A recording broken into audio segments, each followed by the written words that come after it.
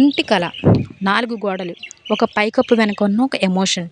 సొంతిల్లంటే కేవలం real estate కాదు, తరతరాలను తన భుజాల మీద మోసే ఒక అందమైన కళ. ఇంటి కళ ఎందుకు అంత ప్రత్యేకమంటే 25 ఏళ్ళ ఉన్నప్పుడు ఒక అబ్బాయి ఒకరోజు అమ్మా నాన్నలకు ఒక మంచి ఇల్లు కొనిస్తా అన్న కలలో ఉంటాడు. అదే అబ్బాయికి 40 సంవత్సరాల వయసు వస్తే స్థిరత్వం కోరుకుంటాడు. నా పిల్లలు కూడా నాకులాగా 2 ఏళ్ళకి ఒకసారి స్కూల్ మారకూడదు అన్న ఆలోచనతో ఉంటాడు. అదే అబ్బాయికి 60 ఏళ్ళ వయసు వస్తే గౌరవం కోరుకుంటాడు. ఇది స్క్వేర్ ఫీట్లకు కాదు, ఇది ఈ అడ్రస్ నాది, వచ్చే నెల ఖాళీ చేయండి అని ఎవ్వరూ అనలేరు అనే ధైర్యం కావాలి. ఇంటి కళ అనేది ఒక ఎమోషనల్ జర్నీ. ప్రతి నెల 1వ తారీఖు నాన్న అద్దె లెక్క పెడుతుంటే చూస్తావు. నువ్వు అప్పుడు మనసులో అనుకుంటావు, ఏదో ఒక రోజు నేను ఇది మారుస్తా నాన్న అని. దానికోసం నువ్వు కష్టపడి చదివి జాబ్ చేస్తావు. జాబ్ వచ్చిన తర్వాత కూడా నీ కష్టం. సినిమాలు మానేస్తావు. 4 ఏళ్ళు కూడా ఒకే ఫోన్ వాడతావు. లంచ్ బాక్స్, ఓటీ చేయడం, ఫ్రెండ్స్ పిసినారు అంటారు, నిన్ను చూసి నవ్వుతారు. కానీ నీలో ఒక భయం, లోన్ అప్రూవల్, డౌన్ పేమెంట్ 30 లక్షలు అయిందా, ఈఎంఐ కట్టగలనా అని ఎన్నో నిద్రలేని రాత్రులు గడుపుతావు. ఆ రోజు తాళం నీ చేతిలో పడింది. అరవవు, మౌనంగా ఉండిపోతావు. ఎందుకంటే కన్నీళ్ళు మాటల కంటే పెద్దగా మాట్లాడతాయి. నువ్వు నీ ఇంట్లో దిగిన ఆ మొదటి రాత్రి ఖాళీ హాల్లో నేల మీద పడుకొని సీలింగ్ ఫ్యాన్ చూస్తూ, ఏసీ లేదు, ఫర్నిచర్ లేదు, కానీ ఆ సీలింగ్ నీది. జీవితంలో ఆ రోజు నువ్వు బెస్ట్గా నిద్రపోతావు. ఇంటి కళ ఏంటంటే, నేను ఇల్లు కొనడం లేదు, నా పిల్లలకు ఇంటికి రండి అని చెప్పే హక్కు కొంటున్నాను. అద్దె కట్టడం అంటే ఓనర్కి ఈఎంఐ కట్టడం. అదే నీ ఇంటికి నువ్వు నీ ఈఎంఐ కట్టడం, నీ పిల్లల జ్ఞాపకాలను కట్టడం. ఇల్లు సిమెంట్తో కడతారు, ఇంటిని మాత్రం అద్దె ఇంట్లో సౌండ్ చేయకూడదు అనే రూల్స్ అండ్ రెగ్యులేషన్స్ మనకి ఎప్పుడు వినిపిస్తూనే ఉంటాయి. పెద్ద కళలు కనండి, కానీ ఒక్క కళతో మొదలు పెట్టండి.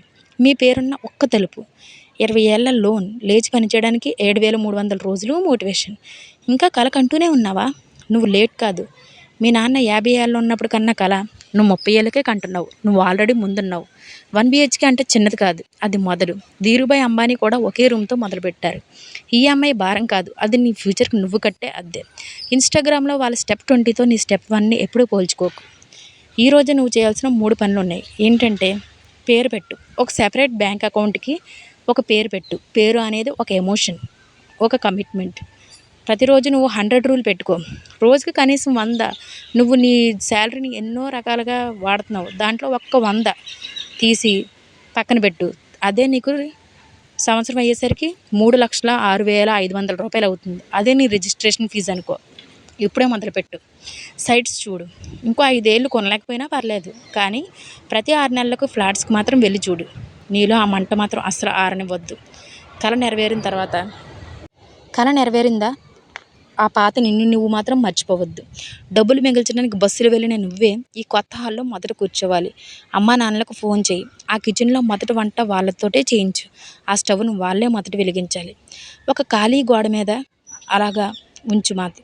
ఆ ఖాళీ గోడ మీద నీ పిల్లల చేతి ముద్రల కోసం, హైట్ మార్కుల కోసం, రిపోర్ట్ కార్డుల కోసం. ఇదే అసలైన ఇంటీరియర్ డిజైన్ అంటే. అంతే కదా. ఒక్క రూల్ ఏంటంటే, ఈ ఇంట్లో నా రూమ్ అన్న మాట వద్దు, మన ఇల్లు అనాలి.